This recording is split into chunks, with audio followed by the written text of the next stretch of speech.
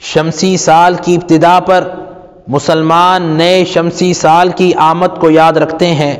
سب کو پتہ ہوتا ہے کہ نیا شمسی سال 2022 آ رہا ہے، لیکن سوچنے کی بات یہ ہے کہ کیا قمری سال اور تاریخ کو بھی یاد رکھنے کا اہتمام کیا جاتا ہے؟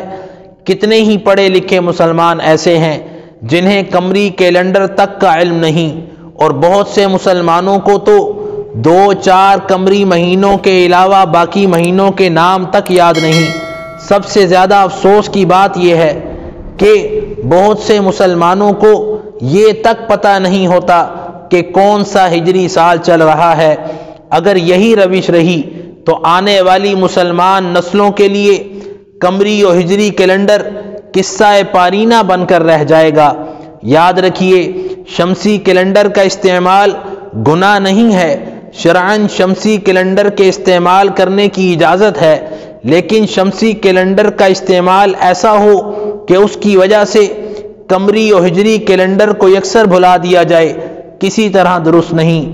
اس لیے کہ قمری و ہجری کیلنڈر پر اور قمری حساب پر بہت سارے احکامات اسلامیہ کا مدار ہے۔ اگر کسی خطے میں مسلمان قمری کیلنڈر کو بھلا بیٹھیں تو اس خطے میں رہنے والے سارے کے سارے مسلمان وہ گناہگار ہوں گے اور اللہ کے ہاں مجرم ٹھہریں گے۔ اس لیے مسلمانوں پر قمری و ہجری کیلنڈر کی حفاظت یہ فرض کفایہ ہے۔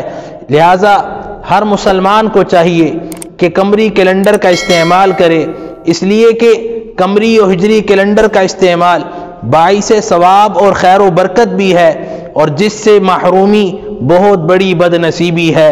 لہٰذا مسلمانوں کو چاہیے کہ وہ قمری کیلنڈر کو رواج دیں، اور اس کی سب سے بہتر صورت یہی ہے کہ روز مرہ کے معمولات کو متعین کرنے میں قمری تاریخ کو اہمیت دیں اور قمری تاریخ کو استعمال کرنے کی عادت ڈالیں، اور اس سلسلے میں باقی عام مسلمانوں کو بھی، آس پاس رہنے والوں کو بھی اس بات کی ترغیب دیں۔